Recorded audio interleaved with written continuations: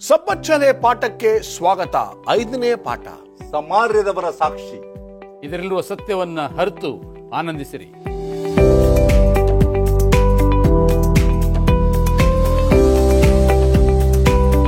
ನಮಸ್ಕಾರ ಪ್ರಿಯ ವೀಕ್ಷಕರೇ, ಯೇಸು ಕ್ರಿಸ್ತನ ಮಧುರ ನಾಮದಲ್ಲಿ ನಿಮ್ಮೆಲ್ಲರಿಗೂ ಸುಸ್ವಾಗತ.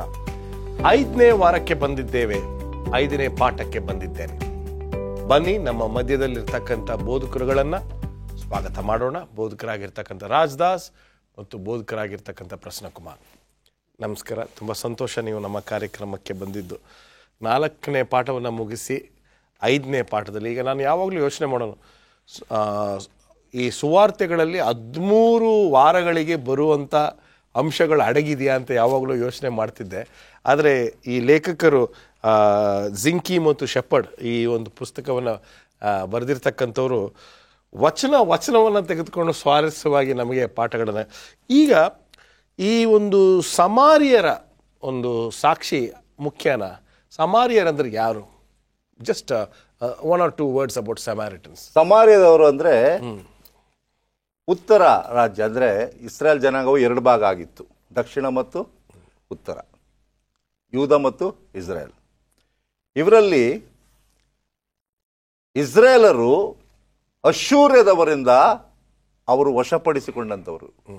ಈ ಅಶ್ಶೂರ್ಯದವರು 722 ಕ್ರಿಸ್ತ ಪೂರ್ವದಲ್ಲಿಯೇ ಒಂದು ಪ್ರಬಲವಾದಂಥ ರಾಜ್ಯವಾಗಿದ್ದರು. ಅಲ್ಲಿಂದ ಬಂದಂಥವರೇ ಈ ಸಮಾರ್ಯದವರು. ಇವರನ್ನ ನಾವು ಗುರುತಿಸುವಾಗ ಯಹೂದ್ಯರು ವಿಶೇಷವಾಗಿ ಇವರನ್ನು ಬಹಳ ಕೀಳಾಗಿ ನೋಡ್ತಾ ಇದ್ರು.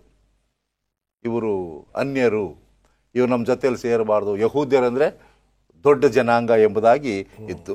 ಅಂದರೆ ಯಹೂದ್ಯರಿಗೂ ಮತ್ತು ಸಮಾರ್ಯದವರಿಗೂ ಯಾವುದೇ ರೀತಿಯಾದಂಥ ಸಂಪರ್ಕ ಇರಲಿಲ್ಲ ಎಂಬುದಾಗಿ ಈ ಪಾಠವನ್ನು ಮುಂದುವರಿಸುವಾಗ ನಾವು ಕಲ್ತ್ಕೊಳ್ಳಿಕ್ಕೆ ಹೋಗ್ತೇವೆ. ಖಂಡಿತವಾಗ್ಲೂ ಸ್ಮರಣ ವಾಕ್ಯವನ್ನು ದಯವಿಟ್ಟು ಪಾಸ್ಟರ್ ರಾಜದಾಸ್ ಓದಬೇಕು ಅಂತ ಕೇಳ್ಕೊಳ್ತೀನಿ. 4ನೇ ಅಧ್ಯಾಯ 42ನೇ ವಚನ.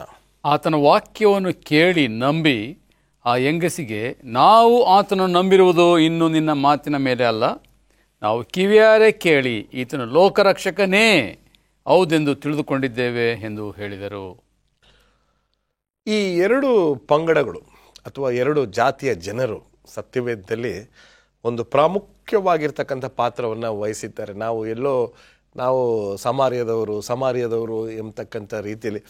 ಆದರೆ ಈ ಜಾತಿ ಪಂಗಡಗಳು ಆಗಿನ ಕಾಲದಿಂದನೇ ಬಂದಿದೆ, ಈಗಲೂ ಉಳ್ಕೊಂಡ್ಬಿಟ್ಟಿದೆ ಎಷ್ಟೋ ಕ್ರೈಸ್ತಿಯ ಧರ್ಮಗಳಲ್ಲಿ. ದ್ದುಃಖಕರವಾಗಿರ್ತಕ್ಕಂಥ ಒಂದು ವಿಷಯ. ಇಲ್ಲಿ ಯಾವ ಮುಖ್ಯವಾಗಿರ್ತಕ್ಕಂಥ ಕಾರಣದಿಂದ ಯಹೂದ್ಯರು ಸಮಾರ್ಯದವ್ರನ್ನ ದ್ವೇಷ ಮಾಡ್ತಿದ್ರು ಪಾಸ್ಟರ್ ಪ್ರಸನ್ನ? ಯಹೂದ್ಯರು ಬ್ಯಾಬಿಲೋನ್ ದೇಶಕ್ಕೆ ಬಂದು ತಮ್ಮ ಒಂದು ಬಿದ್ದು ಹೋಗಿರುವ ಪಟ್ಟಣವನ್ನು ಕಟ್ಟುತ್ತಿರುವಾಗ ಸಮಾರ್ಯದವರು ಅದಕ್ಕೆ ವಿರೋಧ ಪಡಬಹುದು. ಓಕೆ, ಆದ್ದರಿಂದ ಯಹೂದ್ಯರಿಗೂ ಸಮಾರ್ಯದವರಿಗೂ ಆ ವೈರತ್ವ ಹುಟ್ಟುಕೊಳ್ತು, ನೀವು ಬೇರೆ ನಾವು ಬೇರೆ ಎಂಬುದಾಗಿ. ಅದಕ್ಕೆ ತದ್ವಿರುದ್ಧವಾಗಿ ಸಮಾರ್ಯದವರು ತಮ್ಮದೇ ಆದಂಥ ಒಂದು ಗುಡಿಯನ್ನು, ಒಂದು ಆಲಯವನ್ನು ಕಟ್ಟಿಕೊಂಡ್ರು. ಅದಕ್ಕೆ ಮೌಂಟ್ ಗೆರಿಜಿಮ್ ಎಂಬುದ ಸ್ಥಳದಲ್ಲಿ ಅದನ್ನು ಕಟ್ಟಿದ್ರು.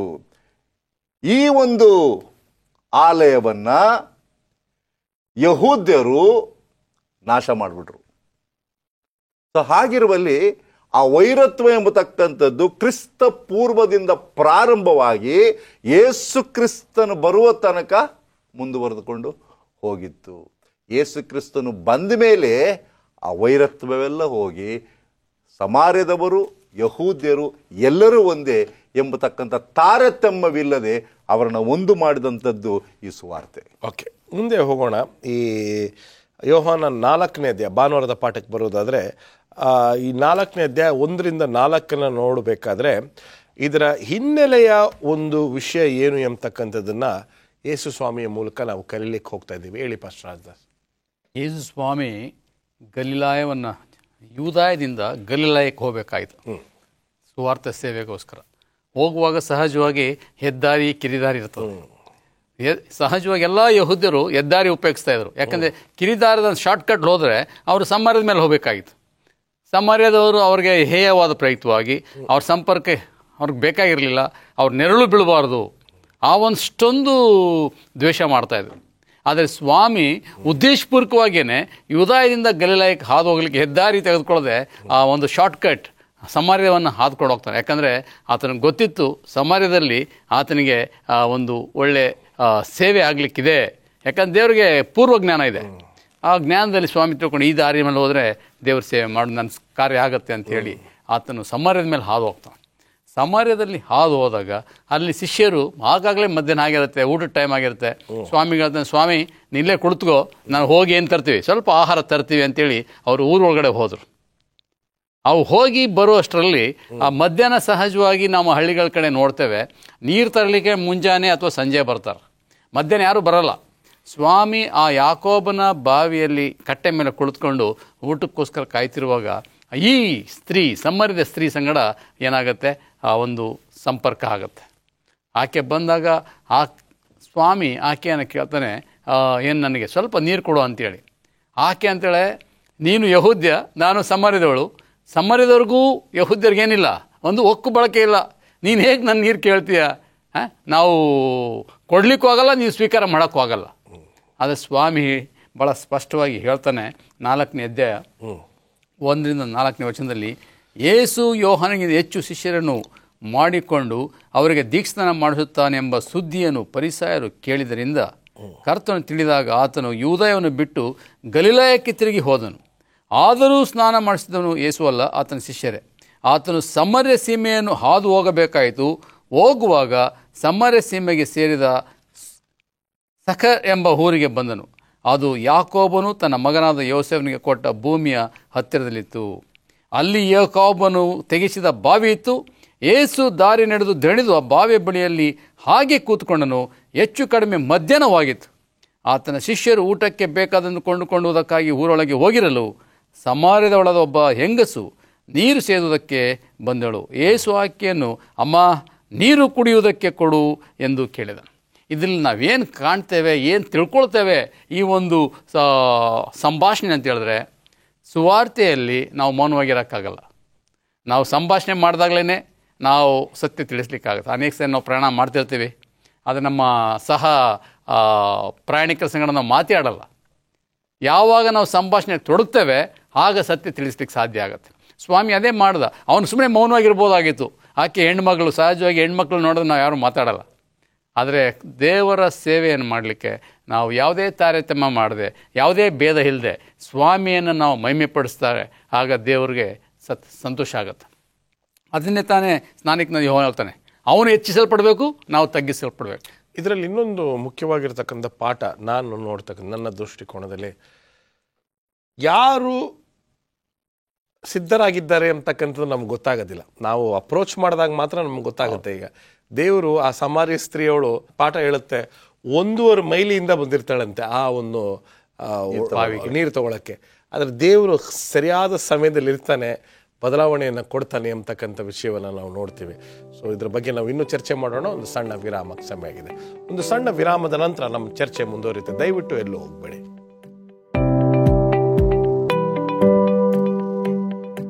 Welcome back. ಬನ್ನಿ ನಮ್ಮ ಚರ್ಚೆಯನ್ನು ಮುಂದುವರಿಸ್ಕೊಂಡು ಹೋಗೋಣ. ಇಲ್ಲಿ ಭಾನುವಾರದ ಪಾಠ ಮತ್ತು ಸೋಮವಾರದ ಪಾಠ ಎರಡು ಒಂಥರ ಜೋಡಿಯಾಗಿರ್ತಕ್ಕಂಥ ಪಾಠವಾಗಿದೆ. ಪಾಸ್ಟರ್ ಪ್ರಸನ್ನ ಅವರೇ, ಪಾಸ್ಟರ್ ರಾಜದಾಸ್ ಅವರು ಇದರ ಹಿನ್ನೆಲೆ ಹೇಳಿದ್ರು, ಯಾವ ರೀತಿ ಯೇಸು ಸ್ವಾಮಿ ಯಾವ ದಾರಿ ತಗೊಂಡ್ರು, ಅಲ್ಲಿ ಬಂದರು, ಈಗೇನಾಯಿತು ಮುಂದೆ ಹೇಳಿ. ಆ ಪಾಠವನ್ನು ಮುಂದುವರಿಸೋಣ. ಅದೇ ಒಂದು ಬಾವಿಯ ಮೇಲೆ ಸ್ವಾಮಿ ಕೂತಿರುವಾಗ ಹೆಣ್ಮಗಳು ಬರ್ತಾಳೆ, ಸ್ವಾಮಿ ಕೇಳ್ತಾಳೆ. 10ನೇ ವಚನದಲ್ಲಿ ಸ್ವಾಮಿ ಕೇಳ್ತಕ್ಕಂಥದ್ದು, ನೀರು ಕೊಡಮ್ಮ ಎಂಬುದಾಗಿ ಸ್ವಾಮಿ ಕೇಳ್ತಾರೆ. ನಾನೇಗೆ ನೀರು ಕೊಡಲಿ? ನೀವು ಯಹೂದ್ಯರು, ನಾವು ಸಮಾರ್ಯರು, ನಮಗೂ ನೀವು ಏನಿಲ್ಲ, ಒಕ್ಕು ಬಳಕೆ ಇಲ್ಲ, ಒಳನಾಟ ಇಲ್ಲ, ನಾವು ಹೇಗೆ ಕೊಡ್ಲಿಕ್ಕಾಗ್ತದೆ? ಇಲ್ಲಿ ಶ್ರೀಮತಿ ವೈಟಮ್ನವ್ರು ಭಾಳ ಚೆನ್ನಾಗಿ ಹೇಳ್ತಾರೆ, ಯಹೂದ್ಯರಿಗೂ ಮತ್ತು ಸಮಾರ್ಯಗೂ ಆ ಒಂದು ವಿರೋಧತೆ, ವೈರತ್ವ ಇದ್ದ ಕಾರಣ ನೀರು ಕೇಳಿದ್ರು ಸಹ ಕೊಡ್ಲಿಕ್ಕೆ ತಯಾರಿಲ್ಲ. ಉದಾಹರಣೆಗೆ, ಯಾರೇ ನೀರು ಕೇಳಲಿ, ಅವ್ರು ವೈರಿನೇ ಆಗಿದ್ರು ಸಹ ನಾವೇನು ಕೊಡ್ತೇವೆ? ಮೊದಲು ನೀರು ಕೊಡಲೇಬೇಕು. ಆಕೆ ಪ್ರಶ್ನೆ ಮಾಡೋ ಅವಶ್ಯಕತೆ ಇರಲಿಲ್ಲ ಅಲ್ಲಿ. ಆದರೆ ಯಾಕೆ ಪ್ರಶ್ನೆ ಮಾಡಿದ್ರು ಅಂದರೆ, ಅವರಲ್ಲಿ ಅಷ್ಟು ವೈರತ್ವ ಇತ್ತು. ಆ ವೈರತ್ವದ ಒಂದು ಅಂತರವನ್ನು ತೆಗೆದುಹಾಕಬೇಕು ಅಂತ ಯೇಸು ಸ್ವಾಮಿ ಈ ಸಂಭಾಷಣೆಯನ್ನು ಪ್ರಾರಂಭ ಮಾಡ್ತಾ ಇದ್ದಾರೆ.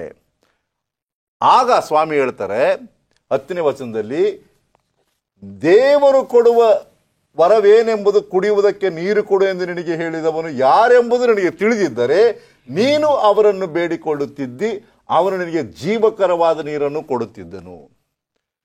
ನೀನು ಸಾಧಾರಣವಾದಂಥ ಯಹೂದ್ಯನನ್ನ ನೀರು ಕೊಡು ಎಂಬುದಾಗಿ ಕೇಳಿದ್ರೆ ಅದು ಬೇರೆ ಪ್ರಶ್ನೆ ಆಗ್ತದೆ. ಆದರೆ ನೀನು ಯಾರ ಜೊತೆ ಮಾತಾಡ್ತಾ ಇದೀಯಾ? ಈಗ ನಿಕೋದೇಮನಿಗೆ ಹೇಳಿದ ಹಾಗೆ ನಿನ್ನ ಹೃದಯವ ನನಗೆ ಗೊತ್ತು, ಸಮಾರ್ಯದ ಸ್ತ್ರೀಗೂ ಸಹ ನಿನ್ನ ಹೃದಯ ನನಗೆ ಗೊತ್ತು. 11ನೇ ವಚನದಲ್ಲಿ ಸ್ವಾಮಿ ಹೇಳ್ತಕ್ಕಂಥದ್ದು, ಆ ಸ್ತ್ರೀ ಆತನಿಗೆ, ಅಯ್ಯ, ಸೇದುವುದಕ್ಕೆ ನಿನ್ನಲ್ಲಿ ಏನೂ ಇಲ್ಲ, ಬಾವಿ ಆಳವಾಗಿದೆ, ಹೀರಿಗಿರುವಾಗ ಆ ಜೀವಕರವಾದ ನೀರು ನಿನ್ನಿಂದ ಎಲ್ಲಿಂದ ಬಂತು? ನೀನ್ ಹೇಗೆ ಕೊಡ್ಲಿಕ್ಕೆ ಬಲ್ಲೆ? ನಾನು ಕೊಡಬೇಕು, ನಾನು ಹಗ್ಗ ಕೊಡಬೇಕು, ನೀನಾಗ ಸೇದು ನಾನು ನೀರು ಕೊಡಬೇಕು, ಏನು ಇಲ್ಲದೆ ನಾನು ನೀರು ಕೊಡ್ತೇನೆ ಎಂಬುದಾಗಿ ಹೇಳುವಾಗ ಬಹಳ ಪ್ರಾಮುಖ್ಯವಾಗಿ ಯೇಸು ಕ್ರಿಸ್ತನು ಈ ಮಗಳಿಗೆ ನೀರಿನ ಮಹತ್ವವನ್ನು ಮಾತ್ರವಲ್ಲ, ಜೀವಕರವಾದ ನೀರಿನ ಮಹತ್ವವನ್ನು ತಿಳಿಸ್ತಾ ಇದ್ನು. 2 ವಚನವನ್ನು ಹಳೆ ಒಡಂಬಡಿಕೆಗೆ ಓದಲಿಕ್ಕೆ ಇಷ್ಟಪಡ್ತೇನೆ. ಯೇಸು ಸ್ವಾಮಿ ನೀರಿನ ಬಗ್ಗೆ ಹೇಳ್ತಕ್ಕಂಥದ್ದನ್ನು ಯೆರೆಮೀಯ 2ನೇ ಅಧ್ಯಾಯ 13ನೇ ವಚನದಲ್ಲಿ, ನನ್ನ ಜನರು 2 ಅಪರಾಧಗಳನ್ನು ಮಾಡಿದ್ದಾರೆ, ಜೀವ ಜಲದ ಬುಗ್ಗಿಯಾದ ನನ್ನನ್ನು ಬಿಟ್ಟಿದ್ದಾರೆ, ತಮಗೋಸ್ಕರ ತೊಟ್ಟಿಗಳನ್ನು, ನೀರು ನಿಲ್ಲದ ಬಿರಿದ ತೊಟ್ಟಿಗಳನ್ನು ಕೊರೆದುಕೊಂಡಿದ್ದಾರೆ. ಅಂದ್ರೆ ಜೀವ ಜಲ ಯಾರು? ಯೇಸು ಸ್ವಾಮಿ.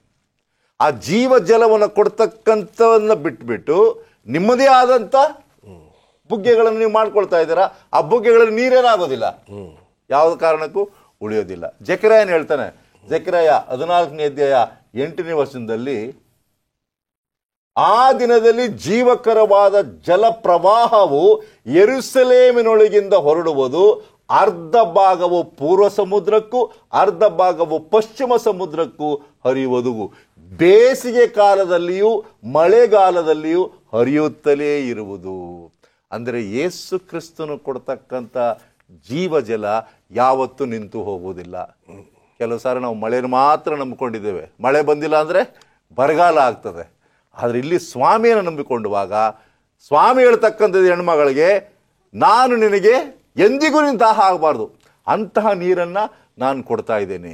ಆ ನೀರನ್ನು ತೆಗೆದುಕೊಂಡಂಥ ಪ್ರತಿಯೊಬ್ಬರು ಸಹ ಇನ್ನು ಮೇಲೆ ನೀರಡಿಕೆನೇ ಅವರಿಗೆ ಆಗೋದಿಲ್ಲ ಎಂಬುದಾಗಿ ನಾವು ಕಲಿತುಕೊಳ್ತೇವೆ. ಓಕೆ, ಈಗ ಇದು ಕತೆ ಹಂಗೆ ಮುಂದೆ ಹೋಗ್ತಾ ಇದೆ.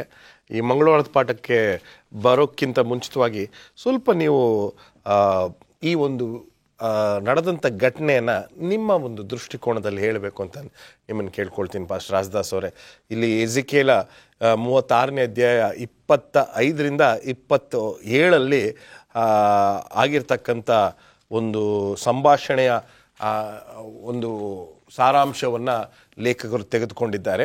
ಸೊ ಅದರ ಬಗ್ಗೆ ನಾವು ಮಾತಾಡೋಕ್ಕಿಂತ ಮುಂಚಿತವಾಗಿ ಈ ನೀರನ್ನು ಕೊಡಪ್ಪ, ದೇವ್ರು ಹೇಳ್ತಾನೆ, ನೋಡಮ್ಮ, ನನ್ನ ಹತ್ರ ಇರ್ತಕ್ಕಂಥ ನೀರು ನೀನು ಕುಡಿದ್ರೆ ಇನ್ಮೇಲೆ ಜೀವನದಲ್ಲಿ ನಿನಗೆ ಬಾಯಾರಿಕೆ ಬರೋದಿಲ್ಲ ಅಂತ. ಅದನ್ನು ಸ್ವಲ್ಪ ವಿವರಿಸಿ.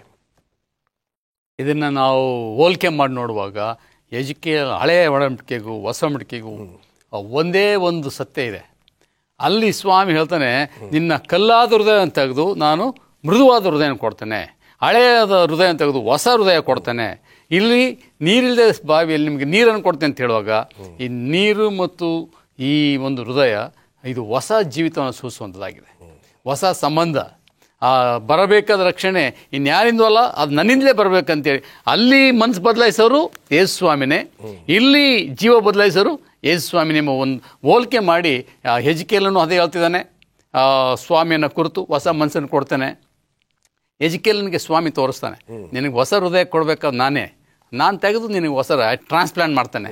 ಇಲ್ಲಿ ಸ್ವಾಮಿ ಸಮಾಜದೊಳಗೂ ಹೇಳೋದಷ್ಟೇ, ನಿನಗೆ ಜೀವ ಇಲ್ಲ, ನಾನು ನಿತ್ಯ ಜೀವ ಕೊಡ್ತೇನೆ. ಆ ನಿತ್ಯ ಜೀವ ಎಲ್ಲಿದೆ? ಈ ಜೀವ ಜಲದಲ್ಲಿದೆ. ಇದನ್ನು ಕುಡಿದ್ರೆ ನಿನಗೇನಾಗಲ್ಲ, ನೀರಡಿಕೆನೇ ಆಗಲ್ಲ. ಅಂದರೆ ಮತ್ತೆ ನೀನು ಬೇರೆ ದೇವ್ರನ್ನೇ ಹುಡುಕಲ್ಲ, ನಾನೇ ಸತ್ಯ ದೇವರು ನಿನಗೆ ಹರುವಾಗುತ್ತೆ ಎಂಬ ಉದ್ದೇಶದಿಂದ ಸ್ವಾಮಿ ಎರಡನ್ನು ಹೋಲಿಸಿ ಹೇಳ್ತಾ ಇದ್ದಾನೆ. ವಂಡರ್ಫುಲ್, ನೀವು ಮುಂದುವರಿಸಿ. ಇಲ್ಲಿ ಒಂದನ್ನ ಗಮನದಲ್ಲಿಟ್ಟುಕೊಳ್ಬೇಕು. ಎಜಿಕೇಲನು 25ನೇ ವಚನದಲ್ಲಿ ಬಹಳ ಸ್ಪಷ್ಟವಾಗಿ ಹೇಳ್ತಾನೆ.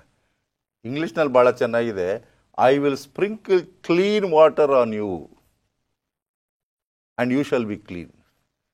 ಕನ್ನಡದಲ್ಲಿ ಹೇಳ್ತದೆ, ನಾನು ನಿಮ್ಮ ಮೇಲೆ ನಿರ್ಮಲೋದಕವನ್ನು ಪ್ರೋಕ್ಷಿಸಲು ನೀವು ನಿರ್ಮಲರಾಗಿವಿರಿ. ನಿಮ್ಮ ಸಮಸ್ತ ವಿಗ್ರಹಗಳಿಂದಲೂ ಸಕಲ ವಿಧವಾದ ಹೊಲಸಿನಿಂದಲೂ ನಿಮ್ಮನ್ನು ಶುದ್ಧಿ ಮಾಡುವೆನು. ಅಂದರೆ ದೇವರು ಕೊಡುವ ನೀರಿನಿಂದ ನಾವು ಶುದ್ಧವಾಗ್ತೇವೆ. ನೀರಿನಲ್ಲಿ ಮುಳುಗಿದ ತಕ್ಷಣ ಶುದ್ಧ ಆಗಲ್ಲ.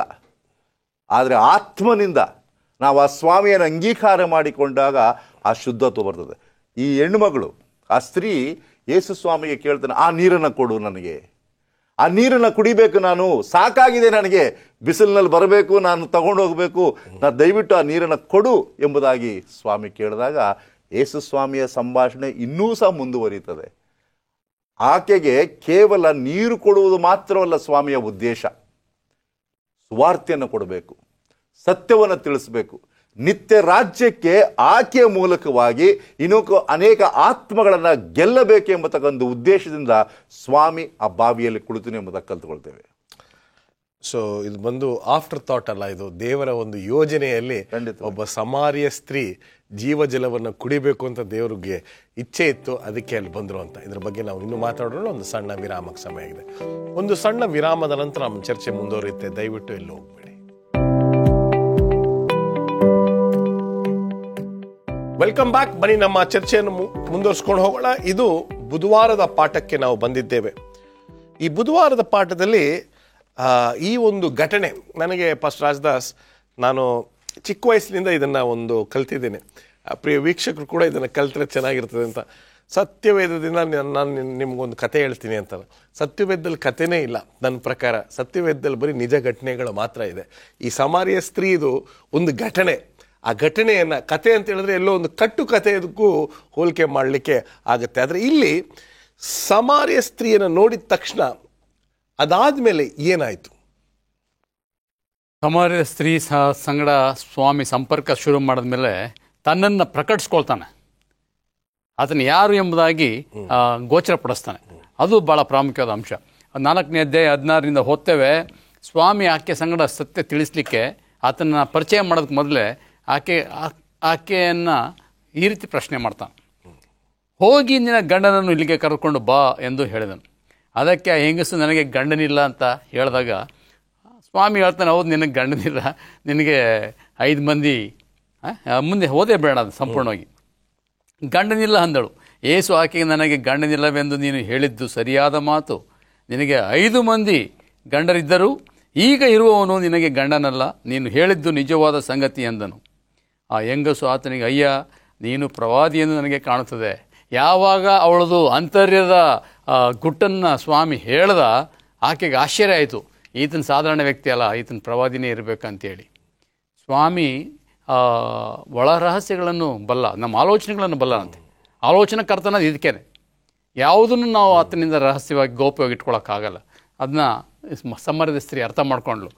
ಆಕೆ ಅರ್ಥ ಮಾಡ್ಕೊಂಡ್ಮೇಲೆ ಆಕೆ ಹೇಳ್ತಾಳೆ, ನೀನು ಪ್ರವಾದಿ ಎಂದು ನನಗೆ ಕಾಣುತ್ತಿದೆ. ನಮ್ಮ ಹಿರಿಯರು ಈ ಬೆಟ್ಟದಲ್ಲಿ ದೇವರ ಆರಾಧನೆ ಮಾಡುತ್ತಿದ್ದರು, ಆದರೆ ನೀವು ಈ ಆರಾಧನೆ ಮಾಡತಕ್ಕ ಸ್ಥಳವು ಯೆರೂಸಲೇಮಿನಲ್ಲಿದೆ ಅನ್ನುತ್ತೀರಿ ಎಂದು ಹೇಳಿದಾಗ ಯೇಸು ಹೇಳ್ತಾನೆ, ಒಂದು ಸಮಯ ಬರುತ್ತೆ, ಈ ಬೆಟ್ಟದಲ್ಲಾಗಲಿ ಯೆರೂಸಲೇಮಲ್ಲಾಗಲಿ ಆರಾಧನೆ ಮಾಡಲ್ಲ, ನನ್ನ ಸತ್ಯದಿಂದಲೂ ಆತ್ಮದಲ್ಲಿ ಆರಾಧನೆ ಮಾಡ್ತಾರೆ ಅಂತ ಸ್ವಾಮಿ ಸ್ಪಷ್ಟವಾಗಿ ಹೇಳಿದ್ಮೇಲೆ ಮುಂದೆ 26ನೇ ವಚನದಲ್ಲಿ ಸ್ವಾಮಿ ಹೇಳ್ತಾನೆ, ಆ ಹೆಂಗಸು ಆತನಿಗೆ ಮೆಸ್ಸಿಯೇನು ಅಂದರೆ ಕ್ರಿಸ್ತನು ಬರುತ್ತಾನೆಂದು ಬಲ್ಲೆವು. ಸಮಾರ್ಯದವ್ರಿಗೆ ಗೊತ್ತಿತ್ತು, ಯೇಸು ಸ್ವಾಮಿ ಇವತ್ತನೇ ಕ್ರಿಸ್ತನ ಗೊತ್ತಿರಲಿಲ್ಲ. ಮೆಸ್ಸಿಯ ಬರ್ತಾನೆ, ಮೆಸ್ಸಿಯ ಅಂತ ಹೇಳಿದ್ರೆ ಅಭಿಷೇಕಿಸಲ್ಪಟ್ಟವನು ಬರ್ತಾನೆ, ಆತನು ನಮ್ಮ ಪಾಪ ಪರಿಹಾರ ಮಾಡ್ತಾನೆ ಗೊತ್ತಿತ್ತು. ಆದರೆ ಆಕೆ ಸಂಭಾಷಣೆ ಮಾಡ್ತಕ್ಕಂಥ ವ್ಯಕ್ತಿನೇ ಮೆಸ್ಸಿ ಅಂತ ಗೊತ್ತಿರಲಿಲ್ಲ. ಅದಕ್ಕೆ ಸ್ವಾಮಿ ಹೇಳ್ತಾನೆ, ಆತನು ಬಂದ ಮೇಲೆ ನಮಗೆ ಎಲ್ಲ ತಿಳಿಸುವೆಂದು ಹೇಳಲು ಯೇಸು ಆಕೆಗೆ, ನಿನ್ನ ಸಂಗಡ ಮಾತಾಡುತ್ತಿರುವ ನಾನೇ ಆ ಮೆಸ್ಸಿಯೇನು ಎಂದು ಹೇಳಿದ. ಹೇಗೆ ತನ್ನನ್ನು ಸ್ವಾಮಿ ಪ್ರಕಟಿಸ್ಕೊಳ್ತಾನೆ. ಇವತ್ತು ತನ್ನನ್ನು ಪ್ರಕಟಿಸ್ಕೊಳ್ಳಿಕ್ಕೆ ಕಾರಣ ಏನಂತೀರ? ಸಂಭಾಷಣೆ. ಇವತ್ತು ನಮಗೆ ಸಿಗ್ತಕ್ಕ ಪ್ರತಿಯೊಂದು ಅವಕಾಶಗಳಲ್ಲಿ ಜನಗಳ ಹತ್ರ ಸಂಭಾಷಣೆ ಮಾಡುವಾಗ ಕ್ರಿಸ್ತನನ್ನು ಪ್ರಚಾರ ಪಡಿಸಲಿಕ್ಕೆ, ಪ್ರಕಟಿಸಲಿಕ್ಕೆ, ವಿವರಿಸಲಿಕ್ಕೆ ನಾವು ಸಂಕೋಚ ಪಡಬಾರ್ದು. ಇಟ್ಸ್ ಎ ಗೋಲ್ಡನ್ ಸುವರ್ಣ ಅವಕಾಶ. ಆ ಅವಕಾಶವನ್ನು ಸ್ವಾಮಿ ಕಲ್ಪಿಸಿ ಆಕೆಗೆ ತನ್ನನ್ನು ಪ್ರಕಟಿಸ್ಕೊಳ್ತಾನೆ. ಇದನ್ನು ಭಾಳ ಸ್ಪಷ್ಟವಾಗಿ ನಾವು ಅರ್ಥ ಮಾಡ್ಕೊಳ್ಬೇಕಾಗಿದೆ. ಎಲ್ರಿಗೂ ಹೇಳಬೇಕಾಗಿದೆ, ಯೇಸು ಒಬ್ಬನೇ ಮೆಸ್ಸಿಯ, ಆತನೇ ಬರಬೇಕಾದ ಕ್ರಿಸ್ತನು, ಆತನಿಂದಲೇ ರಕ್ಷಣೆ. ಅದು ಹೇಳೋಕ್ಕೆ ಅನೇಕರು ಸಂಕೋಚ ಪಡ್ತಾರೆ, ಭಯ ಪಡ್ತಾರೆ. ಅದು ಹೇಳೋದು ಪ್ರಯುಕ್ತವಾಗಿ ಇಟ್ಲಿಗೆ ಗೋಚರ ಆಗಿ ನಂತರ ಪ್ರತಿಕ್ರಿಯೆ ಏನಾಯಿತು ಎಂಬುದಾಗಿ ಮುಂದೆ ಹೋಗ್ತೇವೆ. ಆಕೆ ತಾನೊಬ್ಬಳೇ ಅಲ್ಲ, ತನ್ನ ಕುಟುಂಬ ಮಾತ್ರ ಅಲ್ಲ, ಇಡೀ ಊರನ್ನೇ ರಕ್ಷಿಸಲಿಕ್ಕೆ ಸಾಧ್ಯತೆ ಆಗಿದೆ. ಪರಿವರ್ತನೆ ಯಾವಾಗ ಬಂತಂತ ಹೇಳಿದ್ರೆ, ಈತನೇ ಬರಬೇಕಾದ ಮೆಸ್ಸಿ ಎಂಬ ಸತ್ಯ ಆಕೆ ಗೋಚರ ಆದಾಗ ಆಕೆ ಇಡೀ ಗ್ರಾಮವನ್ನೇ ಕ್ರಿಸ್ತನ ಬಳಿಗೆ ಕರ್ಕೊಂಡು ಬರಲಿಕ್ಕೆ ಸಾಧ್ಯ ಆಗುತ್ತೆ. ಎಲ್ಲೋ ಒಂದು ಕಡೆ ನಾವು ಅಂದರೆ ಉತ್ತಮ ದರ್ಜೆ ಕ್ರೈಸ್ತರು ಅಂತ ನಾನು ಒಂದು ಪಟ್ಟಿ ಒಂದು ವೇಳೆ ಕೊಡುವುದಾದರೆ, ಈ ಸಮಾಜದಲ್ಲಿ ಪಾಪ ಮಾಡಿರ್ತಕ್ಕಂಥವ್ರು ಅಥವಾ ಸ್ವಲ್ಪ ದರ್ಜೆಯಲ್ಲಿ ಕೆಳಗಡೆ ಇರ್ತಕ್ಕಂಥವ್ರನ್ನ ನಾವು ಅಷ್ಟಾಗಿ ಸೀರಿಯಸ್ ಆಗಿ ತೆಗೆದುಕೊಳ್ಳಲ್ಲ. ಆದರೆ ಯೇಸು ಸ್ವಾಮಿ ಈಕೆನ ಹುಡ್ಕೊಂಡು ಹೋಗಿ ಈಕೆನ ರಕ್ಷಣೆಯ ಹಾದಿಗೆ ತಂದಿದ್ದಾರೆ. ನಾವು ಕೂಡ ಇದರಲ್ಲಿ ಮುಖ್ಯವಾಗಿರ್ತಕ್ಕಂಥ ಪಾಠ. ಆತನ ದೃಷ್ಟಿಯಲ್ಲಿ ಕೀಳು ಮೇಲಿಲ್ಲ ಅಂತ ಸಾಬೀತಾಗುತ್ತೆ. ಮನುಷ್ಯರಂದ್ರೆ ಎಲ್ಲ ಮನುಷ್ಯರೇ, ಎಲ್ಲ ಪಾಪಿಗಳೇ. ಎಸ್ ಸರ್, ರಕ್ಷಣೆ ಎಲ್ರಿಗೂ ಬೇಕಾಗಿದೆ, ಅದು ಸತ್ಯ. ವಂಡರ್ಫುಲ್. ಮುಂದೆ ಹೋಗೋಣ. ಗುರುವಾರದ ಪಾಠ ಹೇಳಿ ಪಾಸ್ಟರ್ ಪ್ರಸನ್ನ. ಈಗ ಕಥೆಯನ್ನ ಅಥವಾ ಈ ದೃಷ್ಟಾಂತವನ್ನು ನಾವು ಮುಂದುವರಿಸಿಕೊಂಡು ಹೋಗುವಾಗ ಇಲ್ಲಿ ಬಹಳ ಸ್ಪಷ್ಟವಾಗಿ ನಾವು ನೋಡ್ತೇವೆ, ಶಿಷ್ಯರು ಬರ್ತಾರೆ. ಶಿಷ್ಯರು ಬಂದು ಯೇಸು ಸ್ವಾಮಿ ಆ ಸ್ತ್ರೀಯ ಸಂಗಡ ಮಾತಾಡೋದನ್ನ ನೋಡ್ತಾರೆ. ನೋಡಿದ ತಕ್ಷಣ ಅವ್ರಿಗೆ ಆಶ್ಚರ್ಯ ಆಗ್ತದೆ. ಆಶ್ಚರ್ಯ ಆದ್ರೂ ಸಹ, ಸಂದೇಹ ಇದ್ರೂ ಸಹ ಪ್ರಶ್ನೆ ಕೇಳುವಷ್ಟು ಧೈರ್ಯ ಅವ್ರಿಗಿರ್ಲಿಲ್ಲ. ಏನು ಮಾತಾಡಲ್ಲ. ಆ ಸಮಯದಲ್ಲಿ ಈ ಸ್ತ್ರೀ ಏನ್ ಮಾಡ್ತಾಳೆ ಅಂದ್ರೆ, 28ನೇ ವಚನವನ್ನು ಗಮನಿಸುವಾಗ, ಆಗ ಆ ಸ್ತ್ರೀ ತನ್ನ ಕೊಡವನ್ನು ಅಲ್ಲೇ ಬಿಟ್ಟು ಊರೊಳಕ್ಕೆ ಹೋಗಿ ಜನರಿಗೆ, ಅಲ್ಲಿ ಒಬ್ಬನಿದ್ದಾನೆ, ನಾನು ಇದುವರೆಗೂ ಮಾಡಿದ್ದನ್ನೆಲ್ಲ ನನಗೆ ಹೇಳಿದನು, ಬಂದು ಅವನನ್ನು ನೋಡಿರಿ, ಬರತಕ್ಕ ಕ್ರಿಸ್ತನು ಅವನೇ ಎಂದು ಹೇಳಿದಳು. ಈಕೆ ಒಂದು ಸಾಕ್ಷಿಯಾಗಿದ್ದಳು. ಆ ಸಾಕ್ಷಿ ಏನಂದ್ರೆ, ತಾನು ಕೊಂಡಿರ್ತಕ್ಕಂಥ ಮೆಸ್ಸಿಯನನ್ನ ಇತರರಿಗೆ ಪರಿಚಯ ಮಾಡ್ತಕ್ಕಂಥದ್ದು. ಇವತ್ತು ಎಷ್ಟು ಜನ ನಾವು ನಮಗೆ ಕ್ರಿಸ್ತನು ಒಳ್ಳೆಯದನ್ನು ಮಾಡಿದ್ದಾನೆ, ನಮಗೆ ದೇವರು ಒಳ್ಳೆಯದನ್ನು ಮಾಡಿದ್ದಾನೆ, ಆ ಒಳ್ಳೆಯದನ್ನು ನಾವು ಬೇರೆಯವರಿಗೆ ತಿಳಿಸ್ತಾ ಇದ್ದೀವಾ? ಇದು ಈ ಸಂದೇಶದ ತಿರುಳು. ಈ ಹೆಣ್ಣುಮಗಳು ಹೋಗಿ ಎಲ್ಲವನ್ನ ತಿಳಿಸಿದ್ದಾಗ 39ನೇ ವಚನ ಹೇಳ್ತದೆ, ತಾನು ಮಾಡಿದ್ದನ್ನೆಲ್ಲ ಆತನು ತನಗೆ ಹೇಳಿದನೆಂಬುದಾಗಿ ಸಾಕ್ಷಿ ಕೊಡುತ್ತಿರುವ ಆ ಸ್ತ್ರೀ ಮಾತಿನ ಮೇಲೆ ಆ ಊರಿನ ಸಮಾಜದಲ್ಲಿ ಅನೇಕರು ಆತನನ್ನು ನಂಬುವರಾದರು. ನಾವು ಸಾಕ್ಷಿಗಳನ್ನು ಕೊಡುವಾಗ ಇತರರು ಕ್ರೈಸ್ತರಾಗ್ತಾರೆ. ಸಾಕ್ಷಿಗಳು ಒಂದು ಪವರ್ಫುಲ್ ಟೂಲ್, ಅಂದ್ರೆ ಬಲವಾದಂತ ಒಂದು ಅಸ್ತ್ರ, ಆಯುಧ. ಅದರ ಮೂಲಕವಾಗಿ ನಾವು ಜನರನ್ನ ಗೆಲ್ಲಬಹುದು. ಇವತ್ತು ಜನರನ್ನ ಗೆಲ್ಲಲಿಕ್ಕೆ ತತ್ವಗಳು ಬೇಕಾಗಿಲ್ಲ, ಡಾಕ್ಟ್ರಿನ್ಸ್. ನಮಗೆ ಬೇಕಾಗಿರ್ತಕ್ಕಂಥದ್ದು ರಿಯಲ್ ಸ್ಟೋರೀಸ್, ರಿಯಲ್ ವಿಟ್ನೆಸ್. ನಿಜವಾಗ್ಲೂ ದೇವರು ನನ್ನನ್ನ, ಈ ಹೆಣ್ಮಗಳು ಏನು ಮಾಡೋದು, ಏನು ಮಾಡಿಲ್ಲ, ಆಕೆಗೆ ಸತ್ಯವೇದ ಪಾಠ ಮಾಡಿಲ್ಲ, ಆಕೆ ಹೋಗಿ ಬ್ಯಾಪ್ಟಿಸಮ್ ಕೊಡಲಿಲ್ಲ, ಏನು ಮಾಡಲಿಲ್ಲ. ದೇವರು ತನಗೆ ಹೇಳಿರೋದನ್ನ ಇತರರಿಗೆ ತಿಳಿಸಿದ್ರು, ಅಷ್ಟೇ ಸಾಕು. ನಾವು ಎಲ್ಲರೂ ಮಾಡಬೇಕಾದದಿಷ್ಟೇ. ದೇವರು ಮಾಡಿರೋ ಮಹೋಪಕಾರಗಳಲ್ಲಿ ಒಂದನ್ನು ಮರೆಯದೆ ನೀವೆಲ್ಲವನ್ನ ಜನರಿಗೆ ತಿಳಿಸುವಾಗ ತಾವಾಗಿ ಜನರು ಕ್ರಿಸ್ತನ ಬಳಿಯಲ್ಲಿ ಬರ್ತಾರೆ. ತುಂಬ ಅದ್ಭುತವಾಗಿರ್ತಕ್ಕಂಥ ಒಂದು ಅಂಶವನ್ನು ನಾವು ಕಲ್ತ್ಕೊಂಡಿದ್ದೇವೆ. ನಾವು ಎಲ್ಲರ ಹತ್ರ ಹೋಗಬೇಕು, ಎಲ್ಲರಿಗೂ ನಾವು ತಿಳಿದಿರ್ತಕ್ಕಂಥ, ನಮಗೆ ತಿಳಿದಿರ್ತಕ್ಕಂಥ ಬೆಳಕನ್ನು ಅವ್ರ ಜೊತೆ ಹಂಚ್ಕೊಬೇಕು ಅಂತ. ಸೊ ಖಂಡಿತವಾಗ್ಲೂ ಈ ಸಮಾರ್ಯದವರಿಗೆ ಬಂದಂಥ ಸಾಕ್ಷಿ ನಾವು ಕೂಡ ನಮ್ಮ ಜೀವನದಲ್ಲಿ ಅಳವಡಿಸಿ ಎಲ್ಲರಿಗೂ ಈ ವಿಚಾರವನ್ನು ತಿಳಿಸೋಣ. ದೇವರು ನಿಮ್ಮಿಬ್ಬರನ್ನು ಆಶೀರ್ವದಿಸಲಿ. ನಮಸ್ಕಾರ.